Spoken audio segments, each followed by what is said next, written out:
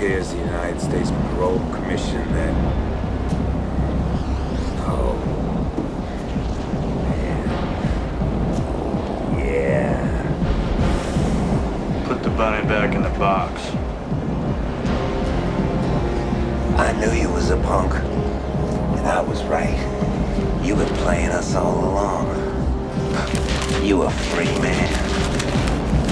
I said, put the bunny back in the box.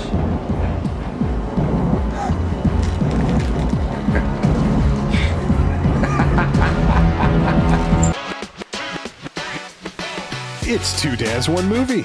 It's the podcast where two middle-aged dads sit around and shoot the shit about the movies of the 80s and 90s. Here are your hosts, Steve Paulo and Nick Brianna.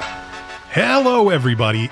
Welcome to another episode of Two Dads, One Movie. I'm Steve. And I'm Nick. And today we are shedding our Shocktoberfest movies. That was a ton of fun. We hope you enjoyed it.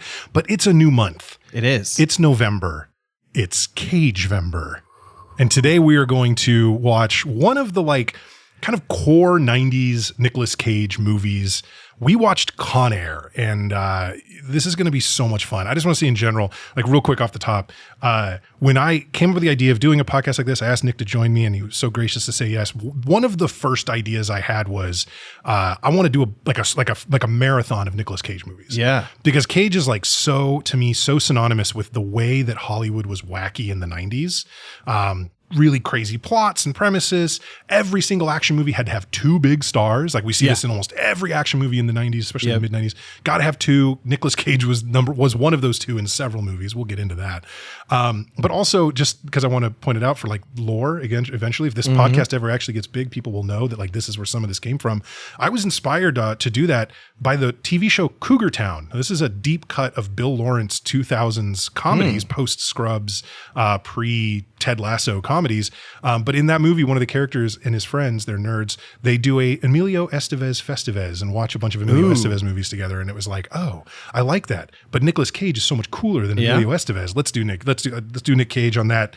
So Cagevember was born. And this is the first episode of Cagevember. And I'm going to stop saying Cagevember now. No, I think it's I think it's perfect, and I think he suits the month perfectly. This is the month that has Thanksgiving, right? And I think that Nick Cage's performances are a cornucopia of emotion and range and hilarity, intentional and unintentional. Yes. And he really gives us a lot to discuss, and he picks some really fun shit to talk about, especially in the spirit of, sometimes we get into movies that are more artistic and we're trying to analyze from the AP English style approach. But then sometimes it's just me and my friends watch this dumbass movie and drink beer and laugh at it. And we've got a couple of those, I think, coming up with Cage because we know what he produces. So I'm very, very excited to talk about this one. Yeah. The combination of, an Academy Award for acting and the kind of crazy premises he would also act in. That combination doesn't exist in anyone else. Right. This is a uniquely Nicolas Cage thing. And happening at the same time. It's one thing if Leaving Las Vegas was 25 years before he started being crazy. But it was parallel timelines. It's really it's really great. Yeah, it's really crazy. And we're gonna so just so you know, folks, we're watching Con Air. We're not gonna tell you the other movies we're gonna do until we end each episode, but we are doing three more. There's three more after this Wednesdays in November. So we'll be doing three more Nicolas Cage movies. And the final one will kind of tie together a lot of the stuff we're going to talk about. It really is sort of this particular era of Nicolas Cage is kind of where we're focusing on, maybe not 100% of the time, but we're going to get into all the different movies in this mid-90s era that he went into that are just nuts. And Con Air absolutely sets the bar for nuts super high right off the bat. Really well. All right, Nick, you picked Con Air for us. Yes, sir. Tell us about it. What's your history with it? Why'd you pick it? Other than, of course, it's Cagevember. Oh, yeah. So I've got a couple things about Con Air, actually. I mean, I think just the basic thing that you and I probably both saw it around the time that it came out, if not in theaters. This would have been a theater watch for me, for sure. Remember I don't think this was at the theater that I worked at. There are kind of two competing theaters where we grew up. Yep. There's the Crow Canyon and the Blackhawk Theater, and they didn't both get the same movies. Almost never. They would always get different movies. They were different brands, too. Right, so right. So at the time, and I worked at the Blackhawk Theater, so everything there I was able to see a bunch of times, and I would be pissed when there was a big blockbuster like this that went to the other theater. And I think this is one that went to the other theater. Right. Later in life, though, I mean, this is something that I've watched and referenced and everything, and it's been very funny. My wife and I watched this early on when we were dating and really got a kick out of it. And we started around that same time collecting, like we both had a bunch of DVDs and we decided we're not going to get rid of them. We're just going to put them in books and keep them. Yeah. And we started getting them from thrift stores and stuff. This will get somewhere. Don't worry. So if you rent a movie on demand, it's like $3.99 at the low end or whatever, right? You can buy movies at the thrift store for like $1.25 on DVD. So we started making this like a date activity where we'd go out and look for things. And Con Air, one time I wanted to buy it on like Amazon digital. She's like, no, like you got to wait until we find it at a thrift store. You can't pay for it. You can't cheat, dude. Yeah, we can't do it. Like things, it's like assigning that thrift store value to a thing in your life. So we called it the Con Air promise. And we would not purchase Con Air until we came across it at a thrift store. And years passed, we never did. End of story. We stole it from an Airbnb because they were overcharging us for cleaning. So yeah, I love Con Air, and it's Cage, and it's Cage in a cage. This is about as cagey as we can get to start off the month. I love it. How about you, Steve? Yeah, this was definitely a theater watch for me. I was, this is exactly the kind of movie that I was into in high school. Pretty much, you know, the big Quentin Tarantino hits came a little too young for me to convince my parents to let me go in the theater, right? I think we were like 14 when Pulp Fiction came out, maybe 13 when Reservoir Dogs did. So that was like not kind of a non-starter. But this, you know, this was like the summer between junior and senior year. This was like perfect timing for just, you know, going to the movies with the guys, right? And it was Nicolas Cage. And you know, at the time, I don't think I had the same level of appreciation as I do now for like John Cusack or John Malkovich or Cole Meany or Ving Rhames or Steve Buscemi, et cetera, et cetera. But when you look back on this cast now, it's like, holy crap. Loaded. It's Absolutely. I feel like it's stacked with B-list folks for the most part. Like I don't really think most of these guys outside of Cage and Cusack are really A-listers, but they're like high end. They're like B-plussers. You know what I mean? Supporting, they're like the fifth best guy in a championship team type guys. Yeah, Malkovich is an A-lister. Like, I'm trying to be fair here, but like, yeah, they're even the kind of side guys where you're like, oh yeah, I know where he's from. Yeah. Like Danny Trejo, right? They're like the high end. They show up of in stuff that we like. Yes. Yeah. When they're in things, it's always great stuff. And so they are like the high end of that like second tier. So the whole cast is stacked. The premise is bonkers. You know, everything's nuts about it. Tons of explosions. You know, there's almost nothing to not like about the movie.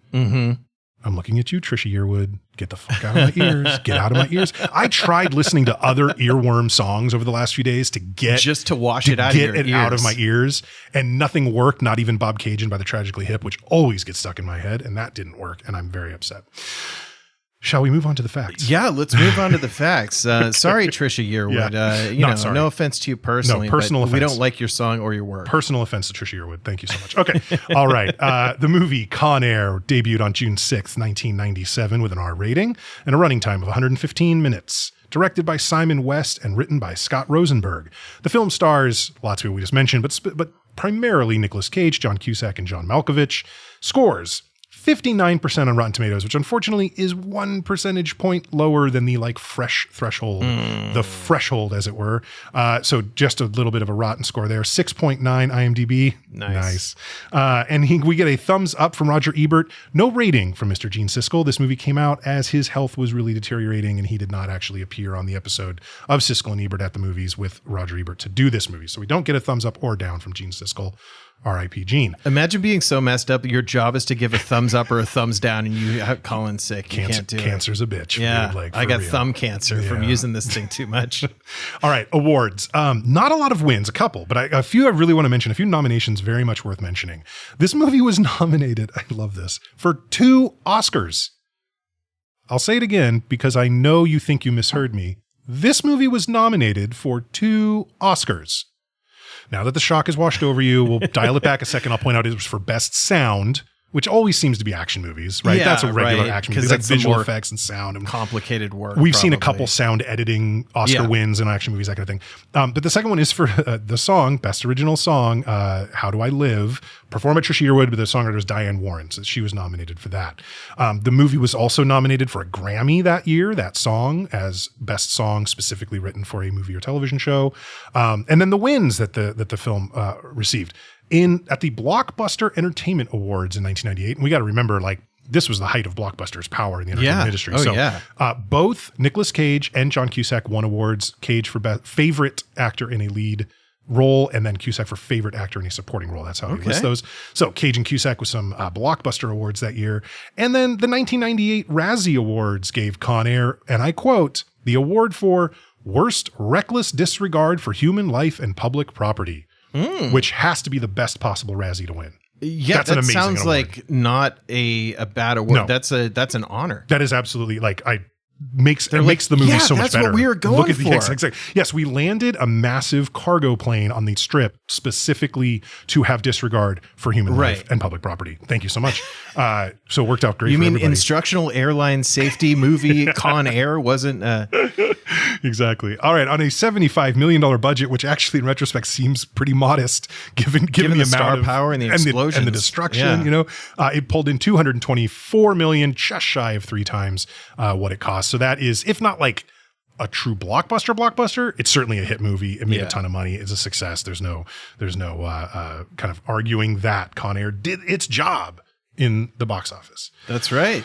Okay, those are the facts on Con Air, and okay, let's just get into it. All right. I mean, yeah. So, so this is kind of like the way that, and we've talked about this before. I like the way when movies start like this, it just kind of takes you through just enough to get to the main action. Right. Just in similar to the way The Fugitive started. Yeah. Where it's like the trial, all this stuff during the credits. So we have Nick Cage. He's got his like Army Ranger retirement. Right. And the song is playing. Your favorite song is playing right from the beginning. I do want to say this before I forget. I have an opposite experience with that song. The last time I was at the fair with my daughter, we go once a year. We always like ride all the rides together. It's really fun. And we were doing that ride that's kind of like the burlap sack down the slide ride. Oh, yeah. The giant slide. Yeah. Which is not worth it if you're paying for tickets, but if you have an unlimited wristband, dude, hit that thing like 30 times. And we were having so much fun going down that slide as concert performer LeAnn Rimes was doing her version of this song.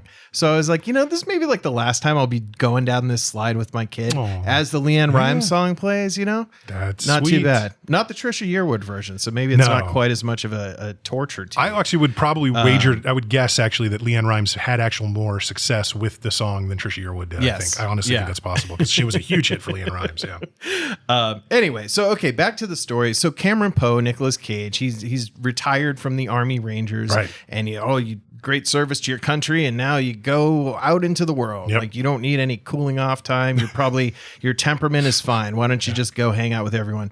And he ends up going to see his girlfriend or fiance. Oh, it is actually his wife. Okay, he's too wholesome for that. I should have clocked that.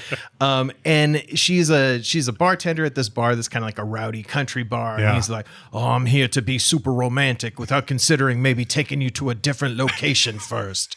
So he's trying to like slow dance with her while a bunch of guys that are exactly Seabass from Dumb and Dumber are like, shit kicking at the end of the bar and be like, "Oh, that should have been my girl. You troops suck." Yeah. Like whatever.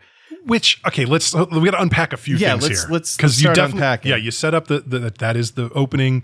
You're right. It is sort of a cold open. The Fugitive, Demolition Man, a few of the movies that we've done have done this, where it's like even before the title card, essentially, right? We get all this exposition and plot, and a few things jump out at me. I don't even know where to start. Okay, one, the bar is on the bayou or a river. Like he takes a boat to get to his wife's place of work. Yeah. There's obviously a parking lot because they end up in it later where she drove to work. Where is he coming from that he's coming by boat? Florida. There's a bunch of bars like that in Florida that I've been to. Okay. So maybe down on the coast. Maybe this is Alabama, like on the coast. I don't really know for sure. But okay. So that's a possibility. His accent. I love Nicolas Cage. I'm a huge Nicolas Cage fan. This is one of the worst accents I've ever heard in any movie ever. His Forrest Gumpian Alabama drawl is almost unlistenable. Like I want to learn Spanish just so I can watch a dubbed version of this because whoever's doing this for the Spanish overdub didn't do this bad an accent. There's no way. Like it's going to be a much more enjoyable experience. But I don't know Spanish well enough. There's that. And then, these good old boys, these like hillbillies, whatever they are at the bar. Sure, they're getting drunk. They want to hit on Monica Potter. Trisha is actually her name, right? Trisha Poe. And they want to hit on her, or maybe they have been, and they've been trying to like get her. And she's like, no, I got a man. And he's like, what do you man got to do with me? I got a man. That's right. That's positive Cage. Right. Positive Cage. Nice. But it's like, maybe I'm misremembering the 90s, but since when did good old boys think that soldiers sucked. Yeah. You know what I mean? It's like, right. is this just because it's pre 9/11 and so we didn't have all that? Yeah, Okay. I bet. So it always portrays this fake guy. And I totally agree with that. I don't think this guy really exists, right? So it's like guys who would say, as a whole, I support everything that the military has ever done. But individually, I still have grievances with every person who has stuff that I don't have or whatever. I guess, yeah. And I'll say what I need to say to hurt the guy. So the guy was like really, being inappropriate, right? Yeah. And then Nick Cage is like, gets mad for a second. And then Trish stops him and she goes, I thought you weren't that guy anymore. I was hoping the army would make that guy grow up. He's like, oh, you thought that trained murder training for 4 years would make me less violent. Like, what the fuck? Like, I'm sure it did many good things for him, but is that the thing that the army would cure? Right. In you? I don't think so. Hey, Lieutenant Huxley, murder, death, kill is on the menu here. This is exactly what he's supposed to do now. Is especially be a weapon. Army Ranger. It's not like his job was like push-ups and administration. He was like supposed to be that guy. He's not piloting drones in the Air Force. Yeah. This is like boots on the ground doing the job. That's what I say at the beginning, right? Rangers lead the way, the whole deal. The only other thing that I want to mention about this, and we can move to the next scene, but like he also, Monica Potter, Trisha's character, she's pregnant, Poe's wife. Yes. And he does this pretty embarrassing for her. She's clearly not happy and comfortable with it, but he like leans down to like listen to her belly and like talk to her belly. Yeah. And he says like, oh, my daughter's in there, whatever. Like, oh, what's that, dear? You're going to be Miss Alabama. Your daddy going to be so proud. And I'm sorry, you and I are fathers of daughters. Not interested in my daughter being a beauty pageant. Someday I hope that a teenage version of yourself stars in a Donald Trump run beauty pageant. Like, so what the fuck, dude? Like a scientist, a lawyer, a doctor, a teacher, this anything. Is like what a fucking simpleton Cameron Poe is throughout the movie. And like talking to the belly and all these things, it is like, oh, you taught an 8-year-old to be really good at murdering. He did not grow up. He didn't get any better at like thinking through his life. Right. He just has these like hardcore principles that he will not betray, even if it's like to the detriment of all this other shit that he should care about way more. Yeah, for sure. But I love this movie. By the way. And the accent too, terrible. I swear to God, Nick Cage saw Cape Fear and he was like, I want to do a long hair and accent movie. And he just you're right. Decided to make this. Like, I don't understand it at all. Because it said it was his, like everything I read, that was his choice. Oh, wow. So they were going to let him just be himself. And he's like, no, I need to put on this accent. I mean. Yeah. I mean, look, I like Nick Cage. He's got the Oscar win. I think he is an incredibly talented actor. But I think that this is a scenario where you can look at him and go, hey, buddy, you're not Bobby De Niro. Yeah. You're just not. He's like a better version, but like one of those quarterbacks, like a Jameis Winston, where he can be amazing and spectacular, but he throws a shitload of interceptions and you just have to live with it. So who's a good example of that guy? I like that analogy, but that is 100% the elite QB, Joe Flacco. Yeah. That's who he is. He's Joe Flacco. He might win a Super Bowl. He'll have a playoff run. But yeah, it can't be counted on. So that's part of what makes Cage movies so interesting, because it's like you try to pick apart what came from the writer and director and what came from them just being like, fine, Nick, we'll fucking leave it in. Will you just do the next thing? Okay. Wonderful. Right. We got to move through the plot though. So it'll take he's this will be a being 5-hour attacked episode. now. Okay. Right. So he gets to the parking lot. They're going to go home. It's the end of Trisha's shift, but those 3 idiots from the bar, they're making some crude remarks, and then square them up. Basically, it's elbows up. They got knives, and he at first is like incredibly careful and just disarming them, knocking them down, like whatever. But he gives one of these, and I remember everybody in the 90s thinking that they knew how this worked and how to do this, but basically the palm of the hand up into the nose, supposedly like jams part of the nose bone, which is like all cartilage. I don't know how that works, but into the brain, and it kills you. Like that's the idea, right? And every 5th grader knew how to do that. Oh yeah. My dad taught me how to do the nose bone thrust brain kill. Yeah.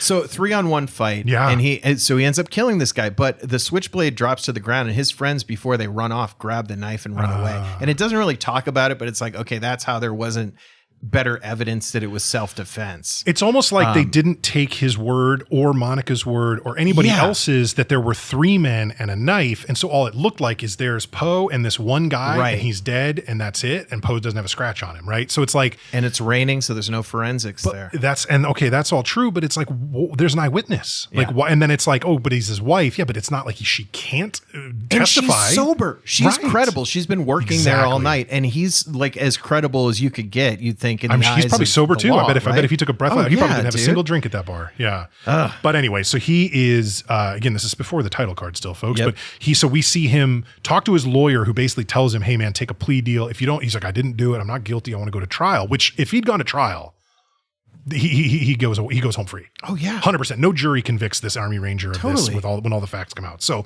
there's that. But his lawyer convinces him, "Hey, man, if you go to trial and we lose, you get like 10 plus years. If you plea down to like involuntary manslaughter, you'll only get like 3-4 tops. You'll be out in a year." Yeah. Right. And so he agrees. And the judge, for whatever reason, no explanation given, throws the book at him. Yeah. And it's like, hard. "You're an Army Ranger. You're a special case," which is, by the way, just to make it absolutely clear, I am not a lawyer. Nick here is not a lawyer, but I have done a little research on this. There is definitely no precedent in U.S. law that says that because you're a veteran or have special training, that you are literally treated in regular criminal court like a completely different class of citizen that needs completely different punishments. Like, that's not a thing. Like, he's not Wolverine. Like, he doesn't have claws. He just has regular hands and fists. Yes, exactly. Yeah. But he is convicted, and he is sentenced. Well, he pleads, and so then he is sentenced to 7 years. Yep. And again, and there's another part that's funky. Doesn't make sense, except that it has to for the movie. He's sentenced to federal time. There's absolutely no reason why this should be a federal crime. The victim was not a federal officer. They were not on federal property. It was not about crossing state lines or drug trafficking or terrorism or other things where there's like federal statutes but not state ones or something like that, right? Like this was a crime. The state of Alabama would have been prosecuting this case, and he should have served time in an Alabama penitentiary, but then that wouldn't give him the opportunity to get on this. That's flight, right. So, but throwing it out there is absolutely zero reason Cameron Poe should have ended up in California in a federal prison. He should have been in Alabama somewhere. I will say, though, all the things we know these days about the Department of Corrections there in Alabama, he's probably better off having been in California in federal prison. The movie would have been about him fighting to the death for money. In prison. Yeah, yes. in prison. And so he goes to jail and he gets 7 years in prison, and he goes there to grow his hair out and do yoga and learn Spanish and stuff. And there's a very silly montage of him becoming this focused machine, and all he cares about is his letters from his kid. I will say this. If we're using this movie as an instructional thing for what to do when you first get to prison, I believe there's 3 immediate strikes from Nicolas Cage. One, hey, Baby O ended up being a buddy, but in prison, you're not gonna try to make friends with a person of a different race, especially not by giving him food, right? Which you don't do. You're not supposed to give people stuff, and then immediately showing him a picture of your daughter. It's like, dude, you need to hire. He's like too earnest, though. Yeah. But that doesn't come back to bite him very much. No, because you're right. It turns out Baby O's a good guy, and a good friend, and so there's no big deal there. And look, we don't know exactly how much time passed. No, right? Not at all. But so I'm maybe just saying the 3 things that they're showing him do. It's like, oh, every other prison thing I've seen says don't do that. It'd be like a vampire movie where the guy's just eating garlic with a crucifix. You're not getting a suntan. Yeah, I do love the learning Spanish part too. Is that the sentence we hear him learn from his tapes to learn Spanish is the most out of touch, ludicrous sentence. It's like, "My wife and I will have our margaritas on the yacht." Like, when are you going to need that? That is not "Donde está la biblioteca?" Anyway. All right. So now we're kind of into the main plot of the movie, and there's a plane basically where with the Department of Corrections guys, and we have this plane that's going to take kind of the worst of the worst criminals that we have, and it's going to take them to this new prison that we have, which we love new prisons here on Two Dads One Movie. Keep building them. And Duncan Malloy is one of the characters played by Cole Meany. Right. And he's like a high-ranking DEA guy. Correct. And then we've got John Cusack, who is Vince Larkin. Yep. And he's a Department of Corrections guy. U.S. Marshals. U.S. Marshals. Yeah. But he's also kind of like our system is what creates these monsters. Like, he'll get a line in here and there and gets made fun of for it. He's basically a 90s liberal, quote unquote. He's into recycling, he's into Earth Day, he wears sandals with socks, which obviously that's only liberals do that. But it's like he is pointed out to us as a bit of a softer, honestly, the term bleeding heart liberal would have been used to describe him. It's the stereotypical punching bag for that. Oh, granola. Oh, you like granola, the food that only certain people. What the fuck he's the dad from Family Ties, basically, right? Totally. So he's U.S. Marshals, and then his boss is involved, but kind of a pushover. And then, Cole Meany's character, Duncan Malloy, is DEA. So the point about this is like, all right, there's this plane in Vacaville, California at a Supermax prison. There isn't one of those there, I don't think, but whatever. They are going to load up the people, some of the people they have there, including Cyrus the Virus, Diamond Dog, a couple other people. They're going to take them to Carson City, where they're picking up another group of people, and that's going to include additional psychos like Swamp Thing and Garland Green and a bunch of other people, right? We'll get to all that as they approve. But the plan then is they'll leave Carson City, Nevada, and fly all the way to Alabama, where that's where Cameron gets to just like leave. Like that's him he'll go to the prison, get checked in, but then immediately be like released, right? Because it's back home. And then all the other people are going to this brand new Supermax there in Alabama. So that's the whole reason. That's the whole thing about getting Poe back to Alabama is that's why he's on the flight. It's like a ride home, which is like, I feel like that wouldn't happen as well, but whatever, that it works enough. It's whatever. We have to suspend much disbelief here. And the DEA is involved because they have an undercover agent on the flight who's trying to, I think, get close to one of the subsequent pickups, who's like a main cartel kind of dude. One of the guys getting picked up in Carson City, Sandino, he is the son of like the head of one of the big cartels out of Colombia. And so what they're trying to do is get him to spill anything that he can, because then, and again, this is a great little piece of like pre-9/11, pre-Department of Homeland Security interagency rivalry, is that Malloy is like, I'll be damned if the FBI gets their hands on him. Once he gets into this Supermax prison, that's the DEA. This is their last chance to be the ones to get the information to go get his dad, or something like that, or whatever it is they're trying to do. After that, it becomes the FBI's like, game to play, and he doesn't want that, right? It's like the DEA's Hail Mary to like get this. It's like, it doesn't have anything to do with like getting the criminal busted or whatever. It's all about our agency gets it. It's our caller, which is a very pre 9/11 sort of attitude, but was very common, it seems, at least from movies and TV in the 90s. Yeah, no, for sure. So that's basically it. We hear a little bit about who are some of the people getting on. Like I said, so John Malkovich is Cyrus the Virus, just a horrible person altogether. There's Danny Trejo's Johnny 23, a serial rapist. There's Ving Rhames' Diamond Dog, a black militant who killed a whole bunch of people.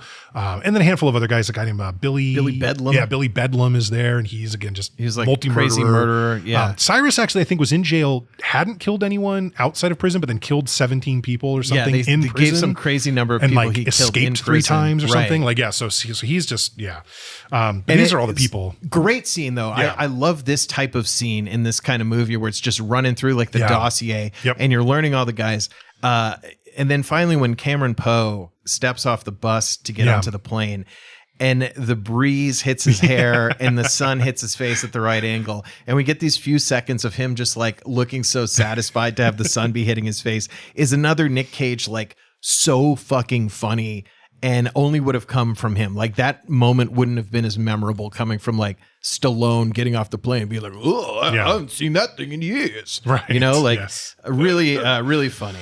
So before they can all get on the plane to leave Vacaville and go to Carson City, Malloy wants his undercover agent to bring a gun. He's like, my people don't go anywhere without their weapons or whatever. And Cusack and his boss are like, no. There is a single pistol in the cockpit. And there is an arsenal in the belly of the plane, but no other weapons come on board, period. Yep. And he gives up the gun. They're like, okay, fine. Because he said, well, my man doesn't get on the plane without his gun. He's like, well, then he doesn't get on the plane. Yeah. Your choice, right? But when it's time, because now they also mention the undercover guy, like nobody knows, not even the other guards know that he's not a prisoner. Right. They're all going to treat him just like a prisoner so that there's no chance of things slipping up. Malloy is the one who then like, oh, I'll pat this one down or whatever. And he checks his mouth, whatever. And he slides a gun back into his ankle, like into his sock or whatever. So he is bringing a gun on board. Obviously a terrible idea. Gee, I wonder if that'll come back to haunt them. Oh my God, yes, it does. And then, so I love it. They're on the plane and there's a guard like giving a bunch of info about like, this is what you're going to do. You're going to listen to me. You're going to shut up. You're going to do this, whatever. Yep. And the one guy is like, he's like, you spit on us, you do anything, like we have no problem, like securing you or whatever. And there's this guy who like spits on me, goes like, fuck you, pig. And the guy just goes, gag and bag this Nazi muffin. Yeah. The guy's got like SS tattooed on his neck. Yeah. They like tape his mouth and throw the spit bag over his head. Exactly. Yeah. That's a satisfying guy to see get it at that point. And not knowing that he's probably like the third best guy in the entire flight. And Nazi muffin is classic. I do love a good Nazi muffin. That's nice. Because how do you come back from that, right? Yep. So yeah, we're on the plane, and then some of the passengers are in kind of regular seats, cuffed up, and some are in these special cell, like Cyrus, cages. Diamond Dog, Cyrus, Diamond Dog, Billy Bedlam are in there, and it kind of shows Cyrus has like a little pin, like a little piece of metal under his skin that he's going for, and all the guys are like doing something, right? Yeah, both he and Diamond Dog have got like pins in the meat of their like palm, and they're pulling them out. And then we have Chappelle's character. Pinball. Yeah. And so they're doing that. Chappelle is just in a regular seat, and he starts like regurgitating, pull something out of his mouth. And it's like a little like container of fuel and a match that's inside a condom that he regurgitates, and he lights the guy next to him on fire. Yes. As the distraction. And very distracting. That is fair. I'm a little concerned with like that little amount of fuel can really just blow somebody up that much. I mean, it was like sure kerosene, it's true. right? Yeah. It was kerosene probably, or something like that, lighter fluid basically. And that stuff just went. This guy's on fire. Now the guards are rushing and they're opening gates and they're moving to like throughout the plane, at which point both Diamond Dog and Cyrus have gotten their cuffs off with those little pins because as we all know, picking the lock of a handcuff is incredibly simple. Just stick anything in there. And it just opens anything up. that fits in there, just wiggle it around, like 4 or 5 seconds. Super easy. That should be it. If you're ever captured somewhere, just find any old stick or anything. Swallow a paper clip, something like that, you know? Exactly. And these cages are only open. There's no like double key situation. It seems like it's just a lever on the door that opens that. So Chappelle is able to get over and like let these guys out. And so then Cyrus Malkovich has got like he's got the handcuffs on him, so it's open, and he kills a guard by jamming the like opened handcuff into his neck, which I just thought was like, that is some brutal work right there. That is pretty crazy. So they do all this. They're letting everybody out of their cages. They're beating people up. They're taking the guards hostage, like all this kind of stuff. And then the one of the pilots tries to come out with the gun from the cockpit, and he gets in a fight with Cyrus, I believe, right? And Cyrus is able to like shoot him, like turn the gun against him and shoot him. So one of the pilots is now dead, and Cyrus has ostensibly or believed to be the only gun on the plane, right? Because the prisoners don't know that there's an arsenal in the underbelly, right? And they don't know that the undercover DEA agent has brought a gun on, obviously. So there's that. So Cyrus and he does something that happens in a lot of movies that we'll be talking about soon, is welcome to the movie title. Yes. Because Cyrus goes, welcome to Con Air. And so we get that moment. And it's like, that's always the things that they film just to like make sure that's in the trailer. We need a 30-second trailer that's going to do it. So good. Yeah. And this is a brutal scene. One thing I do want to point out, one of the guards on the flight, for some reason, I feel like, it makes the movie more interesting. In real life, this wouldn't and shouldn't happen on this type of flight, but is a female guard, right? And it's just like, I'm sorry, some of these guys are going to go insane if there's any woman near them, and it's better to not do that. Yeah. So, she's in jeopardy now. Some of the guards have been killed, and some have just been like cuffed and restrained in the back of there. And Johnny 23, the Danny Trejo character, who's like, a serial rapist, he has a tattoo to indicate his charges and stuff, has already been threatening towards this guard. So this is something happening. The other thing, and this is fucking stupid. This should not be in the movie. All right. Okay. So Baby O, Nick Cage's buddy, he's a diabetic. That's right. And he didn't get his insulin shot before the flight. They're like, oh, don't worry, we'll give it to you in the flight. And then this melee happens, and he's like he's just the sweatiest person that's ever been on film. Yeah. And it sucks because that actor, he was Bubba in Forrest Gump, right? Good actor. He's had a long career. He's been in a lot of shit. In this movie, he has nothing to do except for like shiver and be fucking annoying. We're like, oh, the plot's supposed to happen. Oh, I better go check on Bubba again. And at a certain point, like the stakes are so high that why would you give a shit about this guy getting his insulin shot anymore? So I feel like it's distracting in a movie that could have been trimmed in certain places. I think that whole part could just be gone from the movie. I think I'll bet you if I had to wager, I bet there is a version of this script that existed where there was no Baby O character. Yeah. He had no friend. He was a complete loner in prison, survived just by being completely alone. And then in the original version of the script, when Poe has a chance in a little bit to get off the plane and be out of all this, he decides to stay strictly for the female guard. Right. And I feel like so they had to bridge, he needed someone to save during that time from getting out of jail to needing to save the guard? More that wouldn't have been enough for him, like to make it believable because he had no previous relationship. No previous relationship with the guard. Yeah, he might feel bad that she's in incredible danger, but he has a wife and daughter to get home to. Like, but if you combine that and then also like basically the one friend in the world he has, he literally says later, "I trust two men and one of them's me." Yeah, I'm pretty sure we're supposed to believe the other one's Baby-O.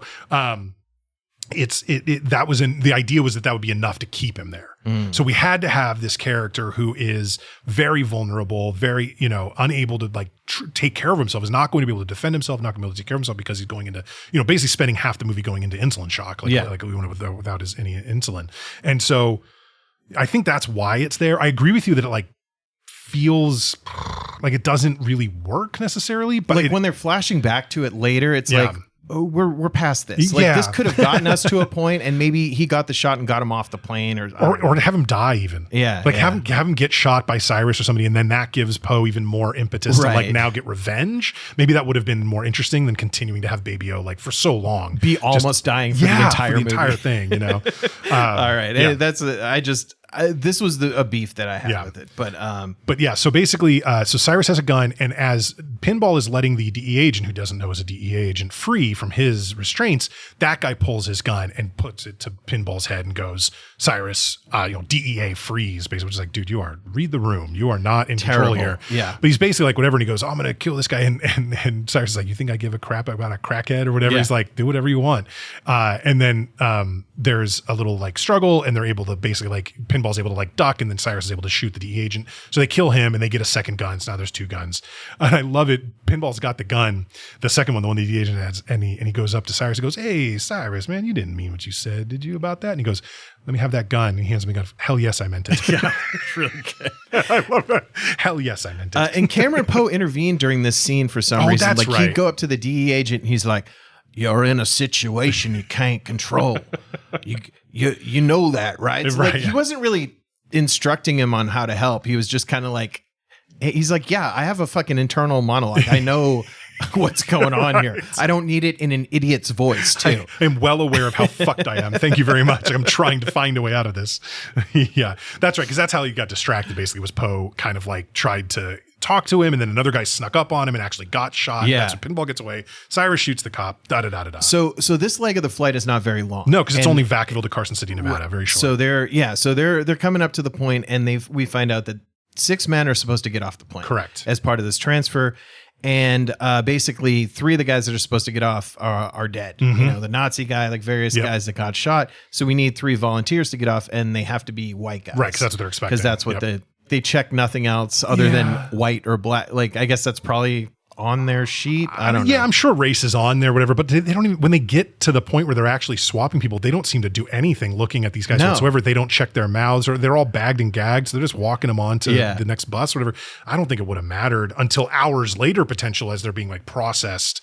But by then, people would have noticed, oh, this is a guard or whatever. Like, this is a different guy. So Cameron and Baby-O, they're like, okay, cool. This is our way off. We can volunteer here and get off. But then they can't because Michael T. because Baby-O can't go. And one of the guys that they have to send out, they're like, okay, we're short a white guy. We're going to use this guard. Yeah, the guy from the beginning who was doing the whole like tough guy speech, and got gag and bag the Nazi muffin.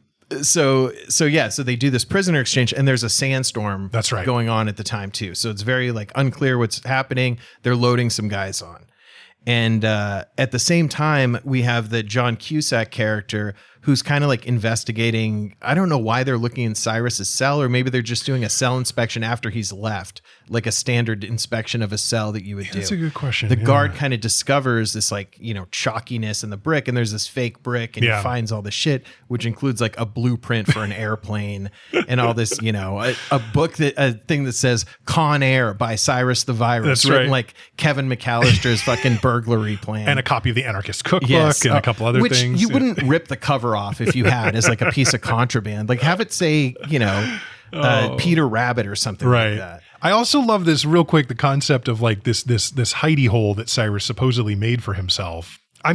maybe is it just a thing where like there was a dresser or bed in front of it normally? Because he obviously wasn't putting that fake brick like in place. It was day, like right? he must have just sealed it back up when he was done. But then it's a little odd. I guess he just moved furniture around normally. But yeah, it's a very convoluted. It's sort of like at the end of Shawshank where you're like, well, how did he like make the poster go back over the wall after he climbed inside? It's sort of like, what? This doesn't really make sense. But then Cyrus did the whole Shawshank thing just for storage. Yeah, right. Exactly. It's just storage. It's like luckily there's not a cell next door, I guess. Like, I don't know. There's a little space there. But yeah, so Cusack, Larkin is there, and he's like, hey, look at all this stuff. And then he's like, I'm going to go do this. I got to go talk to somebody. Don't touch anything. And one of the guards, of course, picks up like a little doll or something, right?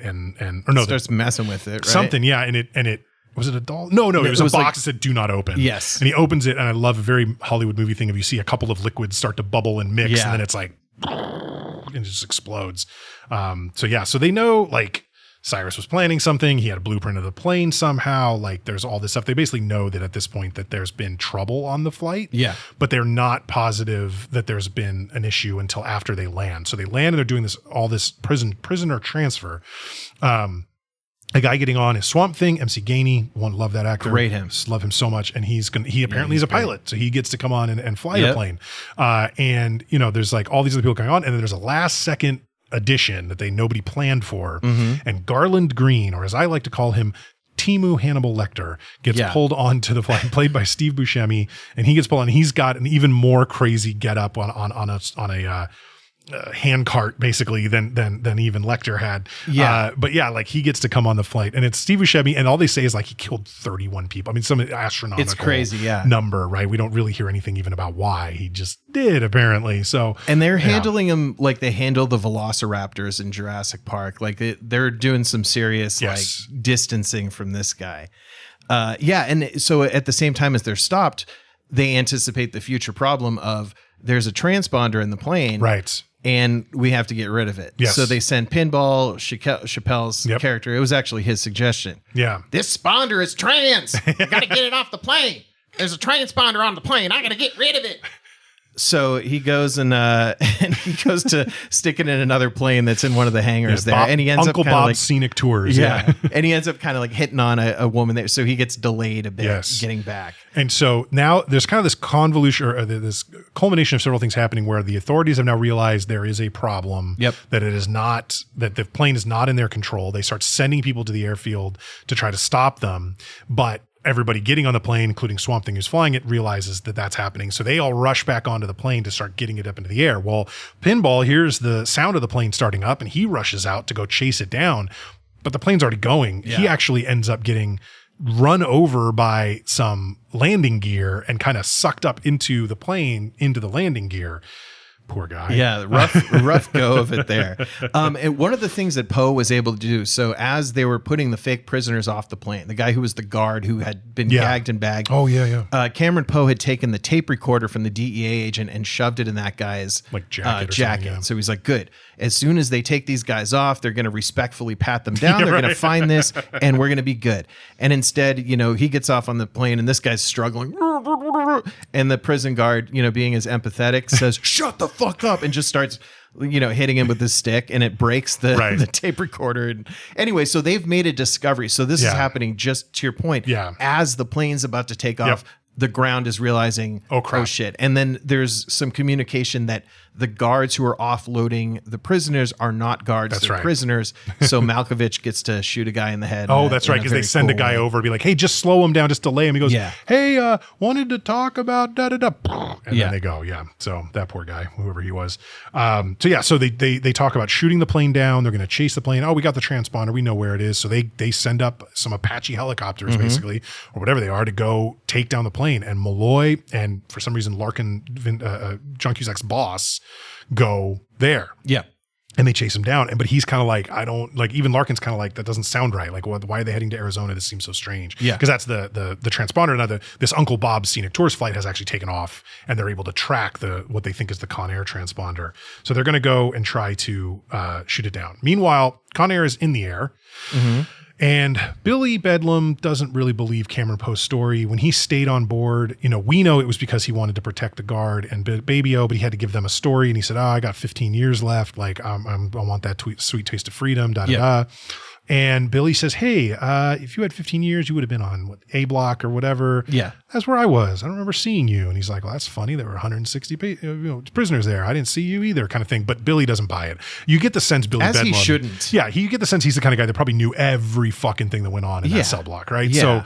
So there's that. And so he's down in the hold, and Billy is snooping through stuff, and he finds Poe's box of personal effects, which includes a bunny that he's bought for his daughter, a card from her, and also his letter from the parole board, his parole letter. Cameron Poe, you've been paroled. You're blah, blah, blah, blah, blah. So now Billy knows this is fucking wrong, but he's also got his hands on the bunny, and Poe has gone down into the hold after him to then deliver easily the best line in the movie. Oh, yeah. When Cameron Poe says, put the bunny back in the box.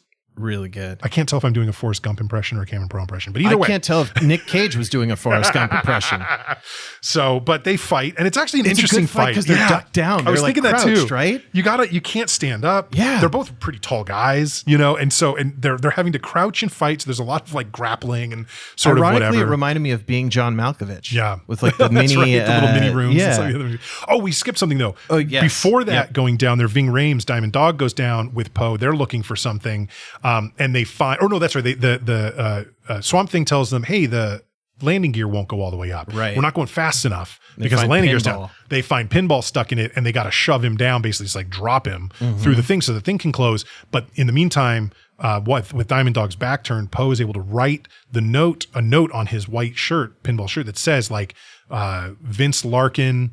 Lerner Airfield, because that's where they're headed, is Lerner Airfield, somewhere in the desert, in the Mojave Desert in California, not near, or maybe Nevada, whatever, but not near anything, they said like 50 or 60 miles from anything remotely like authority, basically, right? And that's where they're going to pick up a different plane. This is the Sandino deal. This is why this is all happening, is that Cyrus has been working with Sandino's father to get him out, and they're all going to get rewarded. That's the plan. Right.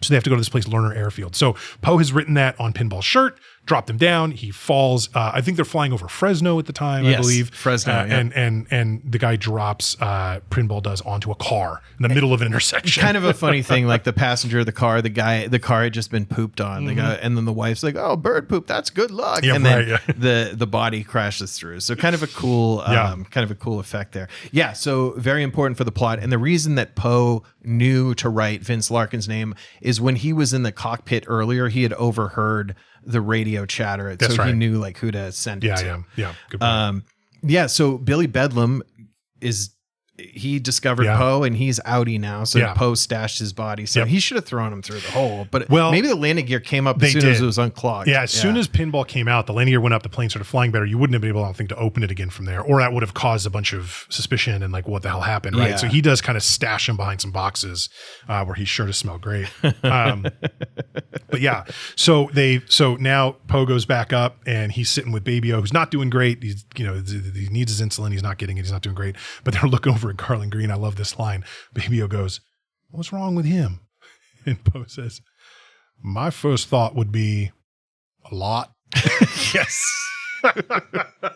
and Garland Green, I mean, I think the character is very funny because his lines all contribute to it, Yes, true. And so he comes back, when Poe comes back after killing Billy Bedlam, Garland turns over to him. He's like, 2 men went down, one came up. Right. Like, he's observing everything that's going on, but not really participating in it. Yeah. Because he definitely wasn't planned for, right? Like Cyrus and Diamond Dog didn't know he was coming, and it was all last minute. So he's not really part of this. Yeah. But they're also just like Cyrus even says something about like, "I'm a huge fan of your work," or like whatever, because of course he does. Yeah. So in the pursuit of the plane now, so we've got the helicopters, which are all following this tour plane, right? And then we've got Larkin receives this message, and he's like, "Okay, I got to get to Lerner Airfield." Yeah. And he goes to one of the mechanics. He's like, "I need a plane or a helicopter." And the guy's like, "Yeah, me too." Like, all out. Fresh out.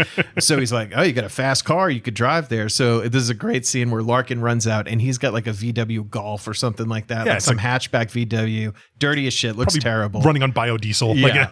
Yeah. And then he looks at it, and then he sees Colmini's car yeah. there, this like 67 Corvette, like mint condition, Gorgeous. beautiful. And he's like, fuck that. And gets in there and peels away. Which, so like, why does Malloy not have his own keys? Why did he leave the keys in that car? Yeah, I don't like, that's insane. understand that. The license plate, by the way, says "as kicker," like "ass Yeah. kicker," because Malloy's a super Real douchebag. piece of shit. Yeah. But so basically because the guy says like, oh, well, if you got a fast car, you get there in like 50 minutes or like whatever. And so he just starts driving, right? They're Mm-hmm. in, ostensibly now he's in Vacaville, right? You cannot get to Fresno Right? from Vacaville in any amount of reasonable time. It's very strange.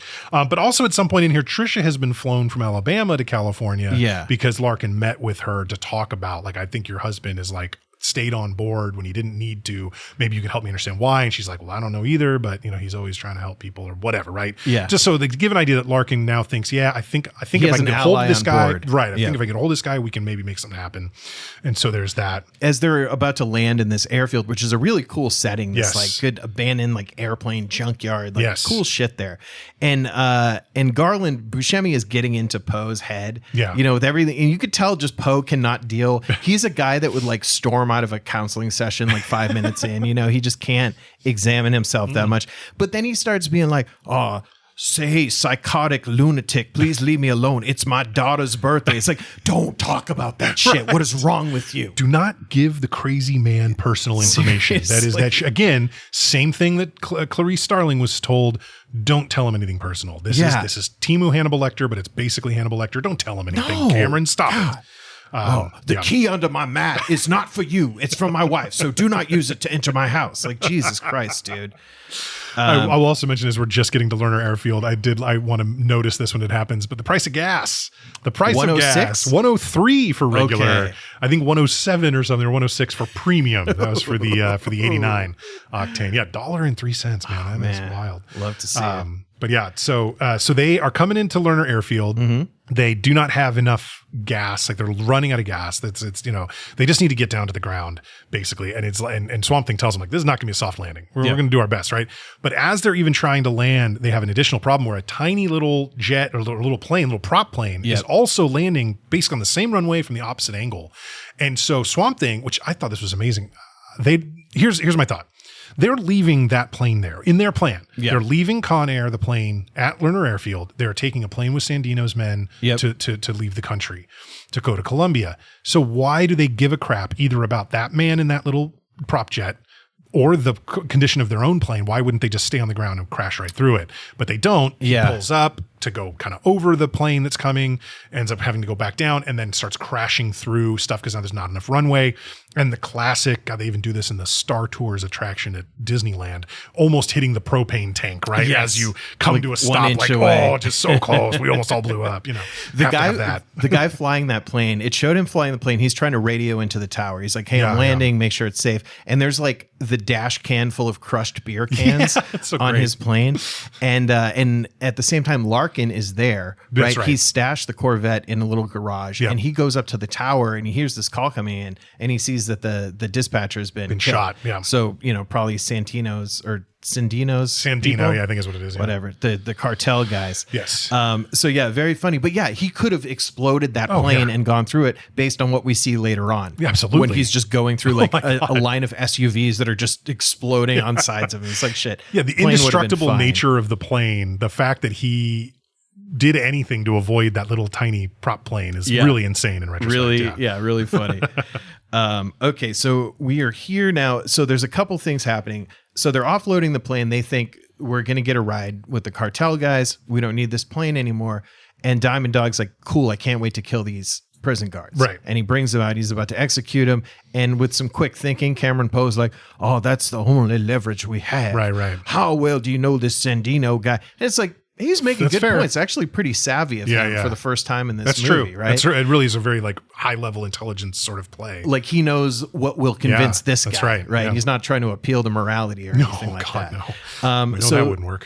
So he's able to save their lives, and they've sent various guys on different quests, and they say, Poe go find the fuel truck, and he's also looking for a syringe because the main plot of the movie, the most important thing, his friend needs medicine. Right. I will say there's a couple little like details here. So like they land and immediately Cyrus was expecting the plane to be sitting there waiting for all of them ready to go. And he goes, Sandino, where's the plane? He's like, it'll be here. Don't worry, Cyrus, it'll be here. So he's starting to already get a little antsy, which is why when Poe mentions, hey, how well do you know this guy? We should have some leverage. Cyrus goes, yeah, Diamond Dog, put the gun away. Let's hold on to these guys until we're sure we don't need them. And then the whole fuel truck thing, that wasn't part of the plan either, but it was like, hey, we're going to have to refuel this plane and we're just going to get going. We're not going to wait here. Yeah. Like I'm not sitting around. We'll take this plane to Columbia. We just need to refuel it. So Poe go find the fuel truck. But while Poe is going and finding the fuel truck, what he actually stumbles upon is another little private jet in a hangar and several men with guns. Yes. Like at least 3, I think. But they're speaking Spanish. How can he understand them? Right. Luckily, he learned all about my wife and I will take our margaritas on the yacht. So yeah, he can speak Spanish. So he tries to like reason with them or whatever. But basically, Larkin shows up at the same hangar and is like, you know, like freeze or whatever. And that starts like everybody gets distracted. He starts attacking. Larkin's shooting. They're shooting. Like there's all this stuff happening or whatever. And basically Poe and Larkin are able to put down the 3 cartel guys and Poe gets a gun and from one of them. And now he's got a gun on Larkin. Larkin has a gun on him. And I really, one of John Cusack's best moments in this movie is sort of like, can I put this gun down? And Poe's like, you can go ahead. I'm not putting mine down. You know, and it's like, and that's when he says, I only trust 2 men in this world. Now I'm one of them. Right. You're not the other one. Right, the other one's not you. The other one's not you. Yeah. And it's like, and I'm guessing he's referring to Baby-O. Like, I'm not positive, but I think that's what we're supposed to believe. There wouldn't be somebody else. Is he saying God? Like God's the other person he trusts? I don't know. But anyway. So when Poe is first encountered by these cartel guys, when they discover him, the guy pulls his gun out. He's got it on Poe. Oh, that's and right. Poe's solution there, he's like, you pull that trigger, there's going to be 20 angry cons that'll hear you, whatever. And then the guy just looks at him and very casually screws the silencer onto the gun. I love that scene. It's a good moment. So he does the whole like the other one's not you kind of thing. But basically at this point, Sandino saw Poe run into the hangar with where he knows his plane is. Like what we're finding out now is that the whole point is Sandino was going to like abandon these guys and just be taken back to Columbia by himself. Everybody else could sit here and rot. Nobody's getting any money. There's no anything. They were all promised like millions of dollars or something, whatever. That's all bullshit. And so Sandino sees Poe run into that hangar and gets real nervous because he's like, oh my God, what's he going to find? Yeah. And so then he heads that way after Poe's been gone for a few minutes. And basically there was one other guy inside the private jet room, basically the pilot. He wasn't out there because he's not like a hitman. He's not like a cartel soldier. So he was just waiting in the plane. Sandino gets to that hangar, gets into it, and they bust out. And now everybody's noticing what the hell is going on. Yeah. And I don't even remember exactly how they stop it. This is great. Yeah. What's the so the plane's going, right? Yeah. And then Larkin sees it and he's like, oh shit, I gotta stop. I know exactly what to do. And he runs to like a crane that's kind of in the path that the plane is going down. Within half a second knows exactly how to lower the arm on the crane. He lowers it to the perfect height to chop off the fucking tail of the plane. God, that's right. So this plane is like, it's in half and it goes and it crashes into the fuel station. And then there's all this gas spraying around. Yeah. And so Sandino is like hanging out. The pilot's dead. Sandino's hanging out the back of it. Cyrus runs up to him and Sandino's like, please, sigh. And Cyrus goes, Anara, and shoots. Oh, he takes a cigarette from the other guy's mouth. From Swamp Thing's mouth and throws it into the fire. That's what it is. But it's like, sigh. Oh my God. Please, sigh. Anara.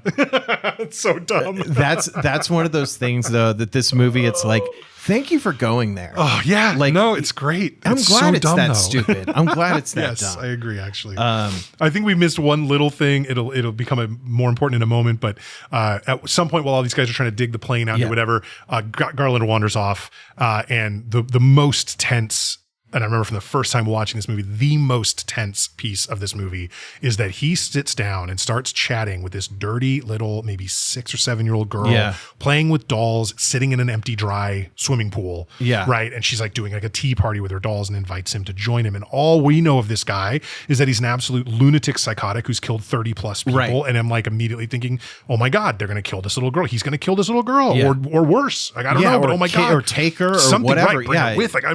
Like, I'm so nervous for this girl. Definitely. And they really did a fantastic job of like making us wonder, Yes. right? About what is going to happen totally. to this little girl. They dragged it out as long as they could, I think. Yeah. So now basically the cops are coming. So there's off in the distance. So Danny Trejo, Johnny 23, has been sent up to the top of the tower to keep an eye out, basically. And there's now dust all way off in the distance, but it's coming. And they're surrounded by deserts. So you can see for miles and miles and miles and miles. And you know that the big dust getting kicked up like that, there's vehicles coming. And there's no reason why there would be a caravan of vehicles coming unless they're coming for them. Right. So he yells down, we've got company. You know, Diamond Dog goes and checks it out. Cyrus goes and checks it out. We've got maybe 10, maybe 12 minutes tops, Dog says. So now they need to plan. And they make a sweet little model. Oh, that's right. So Cyrus makes like a little model using bits of junk that look very, very much like the piece they found to represent the airplane was great. Yeah, it was. You know, they really had some nice little things. So another funny moment in there where he's pointing out, okay, this is where the cops are going to come in, and this is the plane or whatever. And then one of the prisoners is like, well, what's this rock? And he's like, that's just a rock. And he kicks it out of the way. Funny stuff. Yeah. So they're on their way. They have 10 minutes. And the plan that they kind of figure out is we're going to like create this like death chamber. Essentially, we can lead them down this corridor.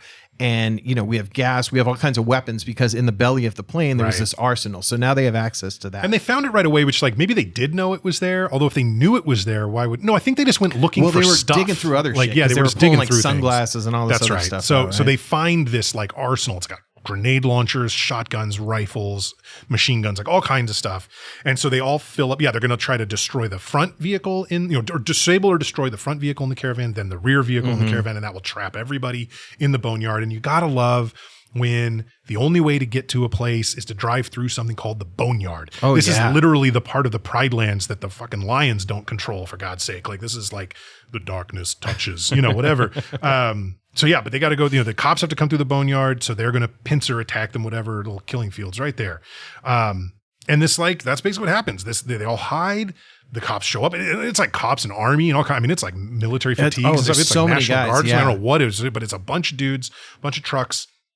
And good tension too, because it keeps flashing to the various like propane cylinders that they've opened. I don't know why there'd be that many full propane cylinders there. That is very strange, because there's you would expect there to be one of those really big sort of tanks you fill from, or run a building from or whatever, and you could fill your little ones from that. But why are there so many 5-gallon tanks? Because if you were disposing of a 5-gallon tank, you wouldn't. Anyway, point being, they do have a bunch minor of them nitpick. Up. Yeah. In the grand scheme of this movie, it is low on the totem pole. So this is a bloodbath, right? These guys. Let me before we get there. Like, I kept thinking when they're showing the like soldiers and people coming through the boneyard, were they like twitching their noses like they could smell the propane? I was or not, looking because I kind of thought they were, but then I don't. Like, I think in my memory, I'm like, oh yeah, they smell the propane. But then I was watching for it, and I'm like, oh, I don't know, maybe nobody does react like that. Yeah, so I don't think they did, and I was looking at this too, because when I watched it this time, I knew what happened, and I was like, did they have a mask on, or like why would they not smell that? And it smells no masks or anything. Like, I mean, you know that smell. Absolutely. There's a very small amount of it. Yeah, exactly. Yeah, even just a tiny bit gets through the grill thing or whatever as you're attaching it, it smells horribly. So to have it sitting there open and all these different ones, you'd expect the whole place to smell like rotten eggs. Yeah, but nobody really reacts to it. But basically, they all did smelling salts to psych themselves up beforehand, and it fried their receptors. They thought they had to kick field goals. They were wrong. But no, so we get a grenade launch into basically the front vehicle, which then of course also lights a bunch of the propane. It causes, bedlam, mass havoc, shooting all directions. There's just all kinds of stuff going on. At one point, Larkin gets like a bulldozer or something with a huge angled shovel in front of it. Yeah. Some kind of whatever. And it was like a snowplow or something, but it's like, it's able to at least be a bit of a bulletproof guard for the bullets going off the plow blade is cool. I enjoy that. It's very cool. And the other soldiers are kind of hide behind it. So they're not totally screwed. They do actually, eventually the prisoners do have to retreat. Yeah. It gets to the point where if they continue to stay in their positions and try to keep fighting, they would lose. Right. But they did a ton of damage. They did a ton of damage. And they have to get out of there, and the plane is kind of like barely ready to get going. Right. So they're getting going. They're retreating to the plane. Poe has found the needle. Hey, for everyone who's worried, don't worry, we've got the needle. So Baby O is, just drink the insulin. That's my medical advice. Just take a shot of it. Does that work? Yeah, I think so. So he's back to the plane, and Johnny 23 is going into the plane. He's going straight after the female guard who's cuffed up in there. Right. Which this is very tense because she's just in there with Baby O. So there's Right. nobody who's in position to help her. Nobody can help her, and none of the other people besides Poe would. Right. I mean, else, Cyrus made a comment about hating rapists, but I Right. still don't think he would have on his own necessarily stopped it, to be honest with probably you. Probably not. But because Poe does show up in time to kind of fight with Johnny 23 and stop him, Cyrus actually sides with Poe at the beginning when that happens and is like, you need to knock that shit off. Yeah. But before Poe gets on the plane, he actually saw there's a big, Like I guess it's like a concrete tow pillar or I'm something thinking, like is that? it like attached to the plane already as a tow line of some kind? And then, yeah, because he wraps it around a concrete pillar, but I'm not sure how it's attached to the plane, but it clearly is. Yeah. Because they are attached to it and they can't get away. And so Cyrus and Diamond Dog like shoot the pillar with machine guns until it breaks apart enough for it to keep going. But now there's this big rope and hook flying off on the back the of the loose. thing. And it goes, where does it go? Right into the little garage where Cole Meany's car is hiding. Yes. And he grabs Hooks that the vet. Corvette. I love this so much. my God. And I love that the plane can still like take off. Yeah, Okay, sure. and- With that hanging off of it. So- and I love that Meany's there. Malloy is there to witness this too, which is great. So he had He's just arrived. gotten there with all these other guys, right?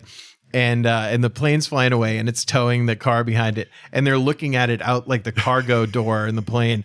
And Poe's line is, on any other day, that might seem strange. And from the ground, Meany's like, Malloy is like, is that my car? That couldn't be my car, And of course, then I love it's like they're not able to get high enough because there's drag, right? Right. But it ends up slamming into the actual air traffic control tower, Yes. and falling to the ground on its top, upside down, right in front of Cusack and Meany. And then the license plate, ass kicker license plate, spins on its corner and shows, yep, sure enough, buddy, that was your fucking car. Such a ridiculous. I mean, that almost seems like, hey, if we don't spend the whole budget, we're not going to get a high enough budget on the next movie. Right. So we got to make sure we spend this budget. But great stuff there. So now the prisoners, they're celebrating on the plane. We got away. We're playing Sweet Home Alabama. We're jamming out. Garland makes a very funny observation. He's like, define irony. Bunch of idiots on a plane dancing to a song made famous by a band that died in a plane crash. Perfect. The whole band Very didn't good. die, of course. No, but the Lynyrd bulk Skynyrd. of it, I would say, right? I think the songwriting brain trusts were all involved in that. Yeah.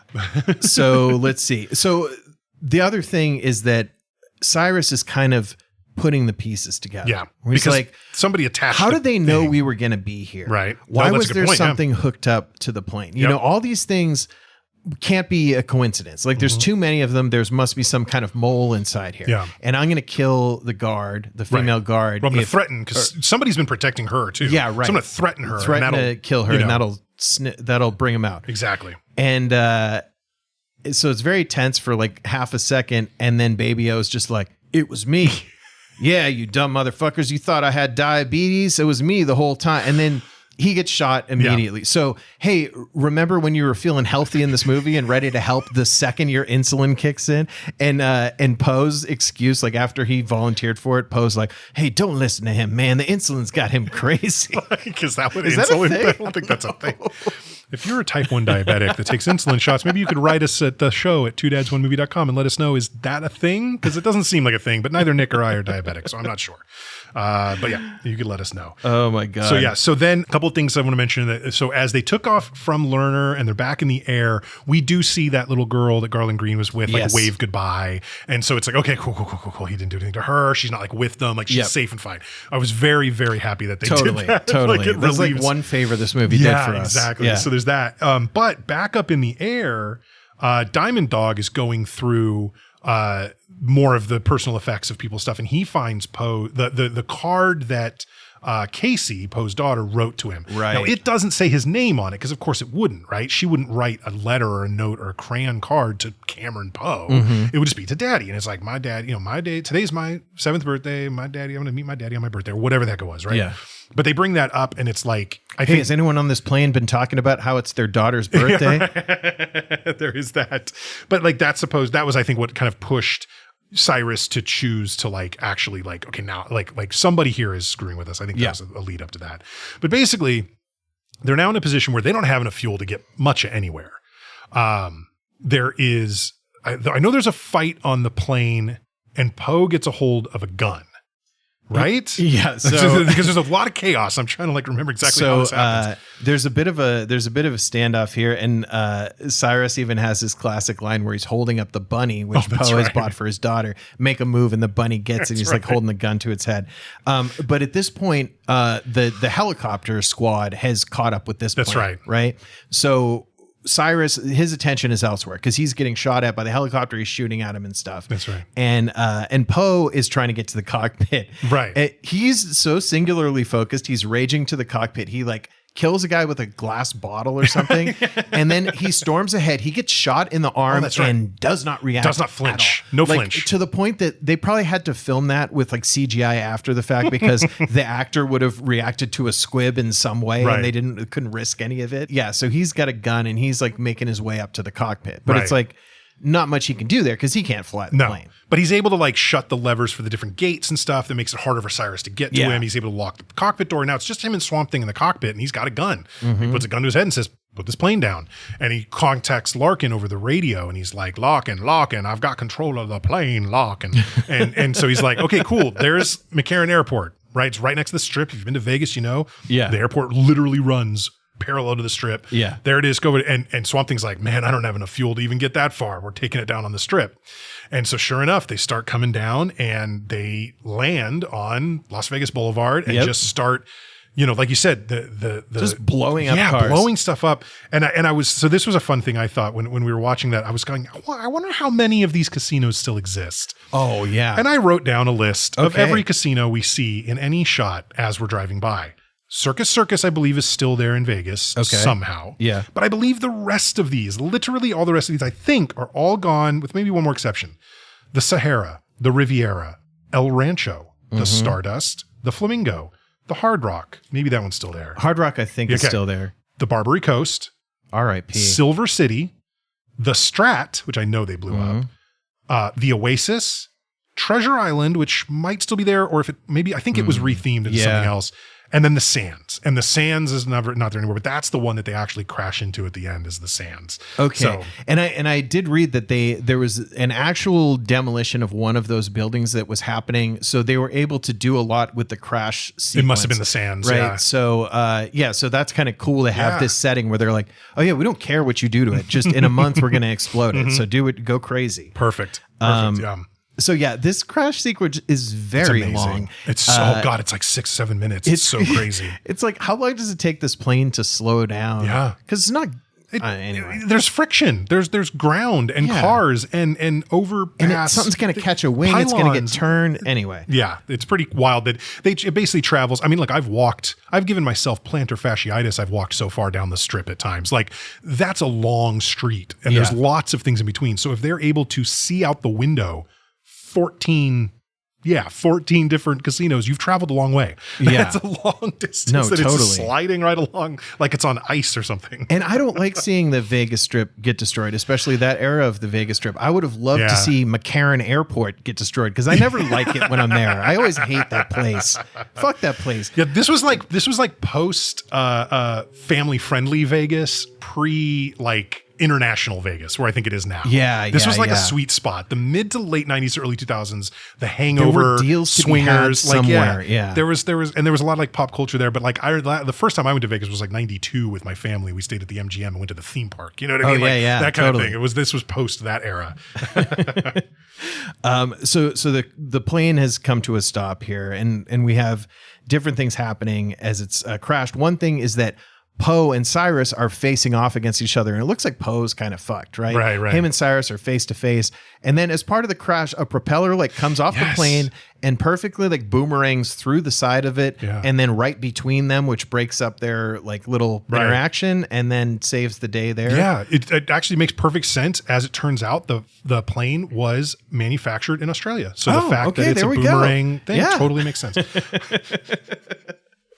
Yeah. So they crash. They crash. You know, cops fire. Everybody shows up. They start. You know, people are dead inside, flying out, whatever. But there's a handful of our, you know, kind of nastiest folks. Swamp Thing, Cyrus, and Diamond Dog all crawl through like there's apparently a way out from the bottom. It's like they were in the hold, and then there's another like door down. So they're able to get out, and they steal a fire truck. And when Poe, for whatever reason, when Poe and Larkin These are the two. Poe, by the way, still a convict, still still the responsibility of the Bureau of Prisons, by the way. Sure. Like needs to get to another prison and be released officially. Has not happened. He and Larkin jump on, they steal cop motorcycles to just drive after them. And then the bunch of other cops are following and joining the chase. And I love there's a moment where you see the shot, and this was like, I can't believe this wasn't a Michael Bay movie because this is such a Michael Bay shot, but it's between two cop motorcycles and a donut with one bite out of it hits the ground, and then they drive off. Oh yeah, they had to get that one in there. Got to get the cops eat donuts jokes in, man. It was funny watching them steal their matching motorcycles. Yes, it reminded me of those the Guinness Book of World Records world's fattest twins, the McGuire brothers, who rode around on their specially sized motorcycles. Oh man. So there are some of the authorities are on the plane and they're kind of getting. They don't leave any time. It's like you would be like, first of all, nobody goes anywhere near here until it cools down. And then but they're like pulling shit out right away. Yeah. And they go to pick up Johnny 23 and they're like, we think this guy's dead. And he had been handcuffed in there, and they carry him away and you see his arm is still dangling from the handcuffs. So that was kind of cool. Hey, 2 dads, 1 movie. It's got to happen every time, right? Missing arm. We love limbs. We love limbs going away. So it is really funny that Larkin is taking this other criminal, like in the eyes of the state, with him to go on this thing. Right. So kind of a cool chase on this fire truck, everything you'd want to see. There's a point where I think the Ving Rhames character gets killed because Nick Cage like grabs the ladder and then just ghost rides the whip, his motorcycle, like into the back of the fire truck, and it blows up. Explodes. Diamond Dog. As we know, all motor vehicles of any kind, the second they come into contact with anything else, burst into flame and explode. That's a totally normal thing that happens. So that's what happened there to Diamond Dog. We live in the Pinto Imperium. That's right. Yeah. Swamp Thing is driving the truck and Cyrus is up on top. And so now Poe is like hanging onto the ladder, right? And Cyrus has got the hook, right? It's a hook and ladder truck. So he's got the big hook thing. And he's like trying to stab Poe through. Poe's able to get a hold of the hook from him and break part of it and jam it through Cyrus's ankles, which is just crazy. Like, I have a few, like, I know everybody probably has some of these things, but like for whatever reason, the thought of anything negative occurring to like my Achilles tendon gives me the worst shivers and like toe curling feeling. Pet Sematary. Oh God, Chucky, like the first Child's Play has it. It's like, okay, so, but like, so this was kind of hit that same note for me. So they're fighting and there's a cool, like they're going through a bridge or the tunnel. And then Poe, it's almost like the Hoover Dam or something. Is that where they are? It's so bizarre that there's a tunnel there. Like, I don't know what's happening here. And it's a cool, like satisfying, like big chase at the end. They keep hitting cool shit or whatever. Ramming into other cars and doing all kinds of stuff. Like, So Poe ends up, and at the same time, Larkin is trying to get into the cab of the fire truck, and he can't get in there. Right. So he sticks a hose in and pumps a bunch of water through. So he floods the cab of the fire truck. Which makes it crash and finally stop. Yeah. It crashes. So at this point, we've got Cyrus, who is on the ladder, which has been elevated. So the ladder's up, and it's like this Looney Tunes shit where he like goes face first, like into a walking bridge of some sort. Yeah. And then, well, I don't know. Are we ready to do the bad guy death? Yeah, that's fine. Yeah. So he like hits like a something overpass, right? Yeah. And then he falls, and they're very close to the Vegas Strip, where apparently there's this like gravel quarry. They hit Fremont Street. That whole overpass thing was the opening of Fremont Street. So they're off the Strip now. They're on Fremont Street. So it's probably a construction site, maybe. It's more shit. It feels like, yeah. So there's a rock smasher and all this stuff. Yeah. So he basically falls from there after already hitting the overpass through power lines. Yes. And lands on a conveyor belt. Yes. And the conveyor belt is slowly taking him towards this device, this like pneumatic device, which is just smashing rock into gravel. Yeah. And he goes up there and his head gets smashed. Right. And it's that's it. That's it for Cyrus. That's like 5 deaths. You know? Right. The power lines alone should have done it for sure. But yeah, he's got to be Wile E. Coyote all over Vegas. Like, at this point, Poe is reunited with his wife. The fucking Trisha Yearwood song kicks back on again, getting back into my head. And there is this really sweet, like, dad-daughter moment where he goes to offer Casey, his daughter, who's never met before, this bunny, but it is fucked up. It is destroyed. It's all burned and the ears falling off and like whatever. And she kind of shies away. And, her mom tries to be like, no, come on, take your daddy's gift. And he's like, no. Like, let's let her ease into this, which I thought was like a really great kind of like dad moment. And sure enough, she decides to come and kind of take the bunny and give him a little hug and stuff. And it was very touching. Yeah. And so there is that. But then of course we can't end there. Yep. Right. We have to do a little teeny weeny epilogue. I can't remember do you remember the line that leads us to seeing Garland at the craps table? Because there's somebody says something that's kind of, it's just the dealer saying like, next shooter, like coming up. Are you feeling lucky today? Something like that. I am feeling lucky. Yeah. So basically Garland Green is just hanging out in a casino gambling, which like, bro, you got to being turn handed like a big ass daiquiri. Yeah. Which like, okay, what's your long-term plan here? Because unless you're taking on an alias, people are going to wonder how the fuck Garland Green is sitting here at the craps table at the Sands or whatever. Be a known face if he has that many. He's Jeffrey Dahmer. Yeah, that's he just had to live it up for a little bit. Yeah. And that is a funny way to end it, though. Yeah. That there's just one guy who supposedly made out okay, but yeah, that place is surrounded by feds, and he'll be taken down in 15 seconds. He's not going far. Satisfying. He at least got a couple sips of that drink. There you go. I'm sure he finished the daiquiri. Yeah, I'm sure he finished it. Yeah, so that ends it, and then we go to Sweet Home Alabama for the credits. Right. So 2 whole songs in the entire movie, basically. Yeah. And I want to point this out here before we get into our reviews. Both How Do I Live, which was Oscar nominated, yes, and Sweet Home Alabama, which is a very significant song in this movie, are not on the Con Air soundtrack. Interesting. What the fuck? That's pretty wild. I guess they just released the score, I guess. Like, I don't know. Interesting. All right, man. That was Con Air. Con Air, baby. This was your pick. You want to give us your rating first? Yeah. All right. So this movie, I mean, it's kind of like we were talking a couple episodes back about certain things just being like a delivery system for the stuff that you like, and not necessarily like held together as a cohesive piece of art or whatever. So like as a movie, the plot, the character development, whatever. This movie is for like explosions. It's for good lines. It's for good bad guy deaths. Mm-hmm. It has a ton of that shit in it, and being imaginative in the stupidest possible way, like with the car getting pulled up by the plane and all this kind of shit. Really fun, really dumb. I mean, this is not a date movie as much as you and your lady dance to How Do I Live for your first dance at your wedding. This is probably not the movie you want to watch as a date, but if you have a sense of humor, you don't need to take it too seriously, and all you want is to be entertained, this is a really, really good one. Yeah. And it's one that I'll continue to check back in on from time to time. I am going to go ahead and give Con Air a 4 out of 5. I don't want to check it against other 4s out of 5s because it's probably objectively worse than some of them. But as far as me, the person reviewing, my enjoyment of this film, it's very fun. And it's some really good Cage. Yeah, I agree. I think accent aside, it's really good, Nicolas Cage. The accent almost, like, it really, I think I probably knocked half a point off this movie for having to listen to him do that Southern drawl the entire time. But I love this movie. It's so much fun.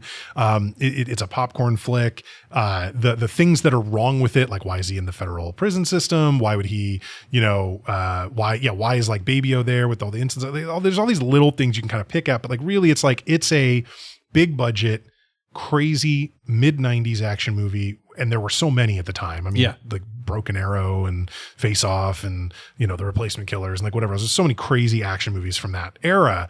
And, this is just another one of them, and it fits into that genre. So if like, if you think of like action movies of having subgenres, like, it might be a cop action movie, or it might be like a, medieval action movie, or like whatever it might be, right? Yeah. This is like just bonkers premise action movie, and this is a really great version of it. I am also a 4 out of 5 actually on Con Air. I think that's a perfect score for it.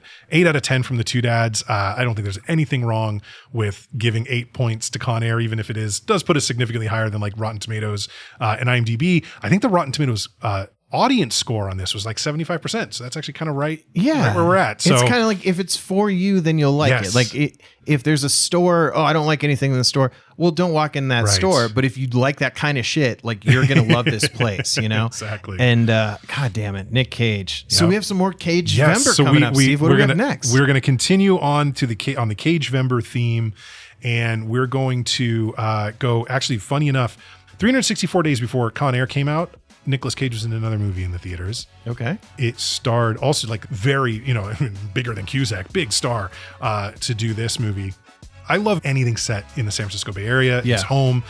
There's so many great movies set here, and this is one of them. So let's take a year back from Con Air. We're going to go to 1996, and we are going to join Nicolas Cage, and Sean Connery on The Rock. Hell yeah. Love this movie. This is also one of the earlier at least, Michael Bay films.